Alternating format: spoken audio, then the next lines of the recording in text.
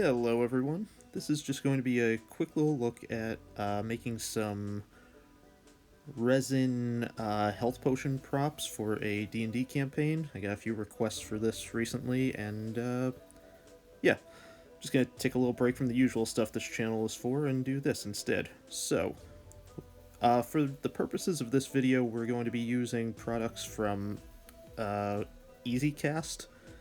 It's a nice simple casting resin kit that's good for making about 2 of these potions per kit. You can do this with very careful measurements and very accurate amounts of everything that you're going to use, but I've kind of just foregone all of that and we're going to do this in a real loose way. So first things first, like you're seeing here, you are going to take 2 pretty average-sized measuring cups and just fill one with the regular actual casting resin, which was what that was, and you will fill the other with the hardening agent. You can see here it comes up to about 4 ounces. You're going to need an 8-ounce cup for the entire thing, but to start with, you can just mix them both separately in any cup that can hold 4 ounces of liquid. Next, you're going to add just a few drops of this acrylic transparent red dye. Basically, any kind of dye you would use for acrylic paints and things of that nature will work for this.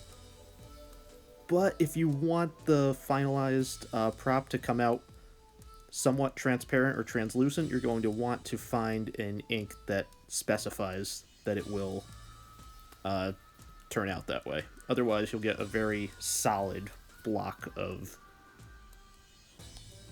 nice-looking red, but you won't be able to see through it or anything.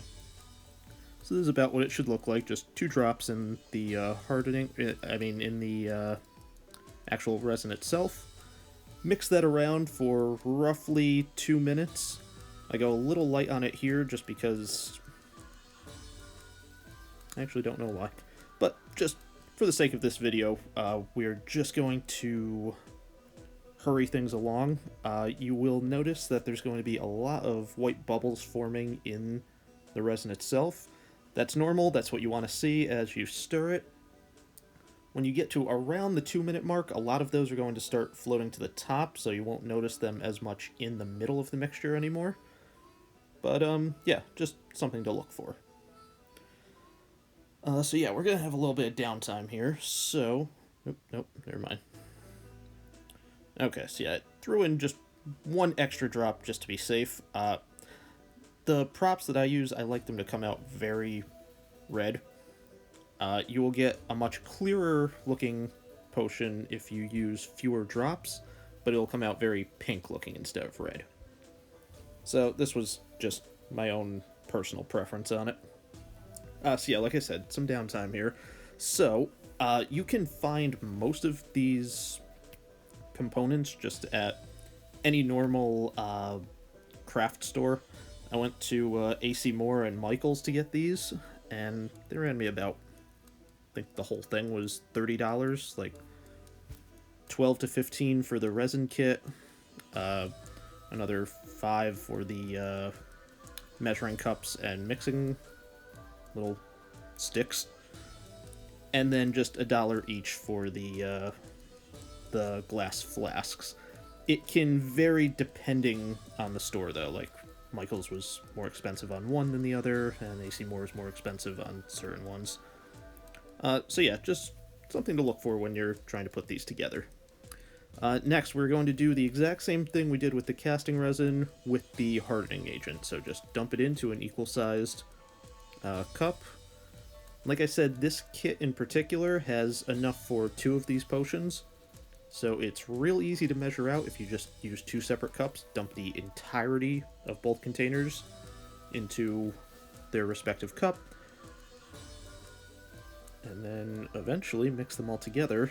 But yeah, this part can take a little while just to get the last of the hardening agent out of there. So yeah, you are basically just going to want to mix the resin itself for 2 minutes. Not really do much of anything with the hardening agent. You can put another drop of the ink into there if you're really wanting to thicken up the color on it. But otherwise, just give it a quick little mix around. Doesn't have to be much of anything. It's going to get plenty of more mixing done once it is combined with the resin itself. So yeah, this was just an idea that had originally been inspired while I was listening to Critical Role one day. At some point during Campaign 2, Matt essentially just brings out these little resin potions as props for the game. And I thought that was a really cool idea and wanted to try it myself. So when they're finished, these ones are going to have little miniature dice mixed in with them as well that can actually be rolled once the resin is nice and hard. But until then, they will just be these nice little bottles of almost glass-like red resin, which still look good, but aren't as functional as what I'm going for at the end of all this. Okay, so now that both of these are in their separate cups, you can just mix them together in one or the other. I usually pour the hardening agent into the resin, but honestly you can do it in either order, doesn't make any difference. You just want to make sure there's an equal amount of hardening agent for however much resin you used. Like I said, in this case, we're just using the entirety of both, so nice and simple. So once you've gone ahead and mixed those two together, just pouring one into the other, you're going to want to just get any remnants of whichever one is being poured into the other out of its respective cup, and then begin stirring. And this is where you're going to need to spend a full 2 minutes on just stirring these two together. There's going to be a little more mixing involved after you're done stirring, but for now, that's basically all you have to worry about. Just stir until, there's not really a good indication you can look for. Just give it a solid 2 minutes. Again, you're going to see a lot of white bubbles coming up. It can form a slight foam somewhere in there, but usually it's just going to be individual bubbles floating around. So yeah, there's going to be a good bit of stirring for a while here. Gonna cut just a little bit of this so you're not actually sitting here for 2 minutes of me stirring this, and we're going to go right into the next part of the mixing, which is just pouring the cup you just stirred back into the other cup, just to kind of mix this around just a little more. And once again, while I'm not too terribly worried about it in this video, when you're doing it yourself, just try to get as much of it out of each cup as you can. You don't really want to waste too much of this stuff, given that it does cost a little bit to put together. And there you can see I also dripped some of it on the wood there. Just, it's going to happen. Things are going to spill while you're doing this. It takes a long time for this resin to harden, so you don't have to worry about it right away, but try to get it cleaned up as fast as possible, just so you don't forget about it and then find just a blob of glassy resin where you were working like 3 days later. Unless that's something you want, which it does look kind of nice when it's finished. But yeah, you can clean most of it up with just water, paper towels, that sort of thing.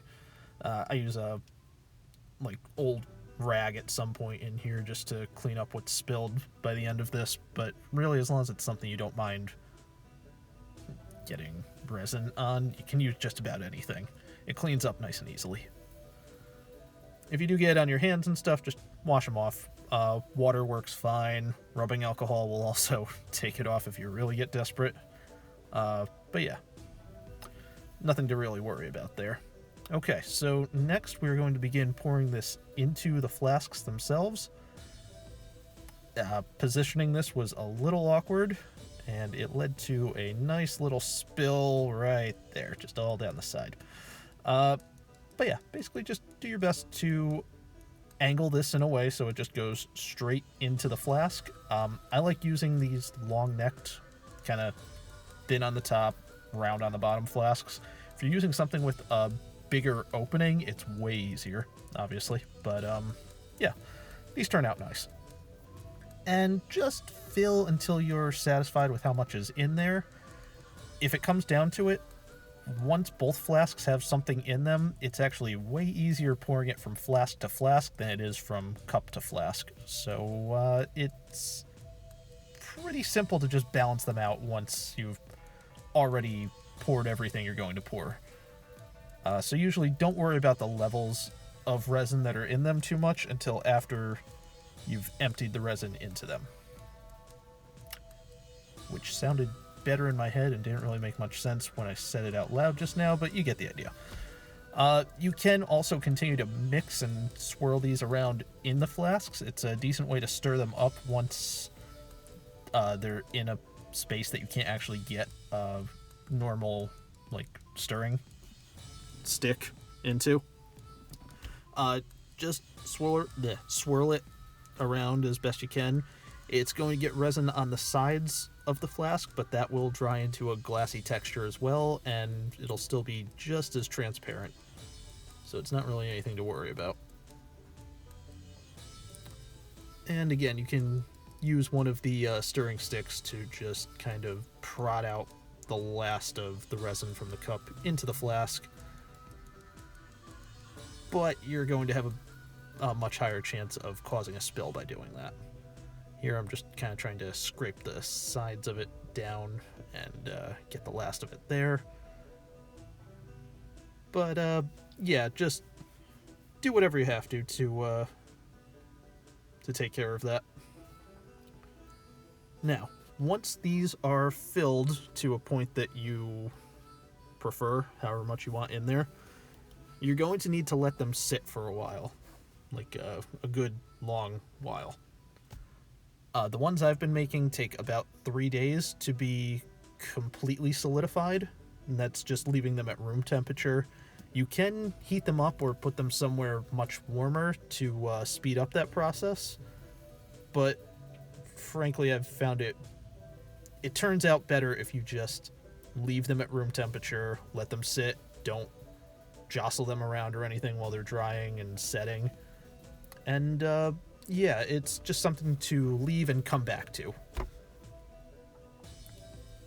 I would not advise leaving the corks on just because there is a chemical reaction happening in there. It's better just to let it all air out as it's going on. I don't think it'll actually be particularly dangerous to leave the corks on, but there's a noticeable smell, and a lot of times it's better just to let that air out on its own. So yeah, once it's done, you can pretty much decorate them however you feel like it. Like I said, I'm going to be adding dice into mine, so they're essentially just big dice shakers to use when a character uses a health potion. I usually wrap some twine around the neck of the bottle itself, and beyond that, you can put pretty much anything you want on them. They're real easy to just decorate however you feel like. But yeah, that is pretty much it. So, nice, easy little craft to get done. If you're a DM, they're a real nice way of just giving the players a physical prop to have during the game. If you're a player, there's something that you can easily throw together in your spare time too, if you ever want to just dedicate a little more time to preparation for the game itself. And yeah, I don't know, they just turn out looking really nice. Make nice little paperweights if nothing else. So that's pretty much it. Have a good one, guys.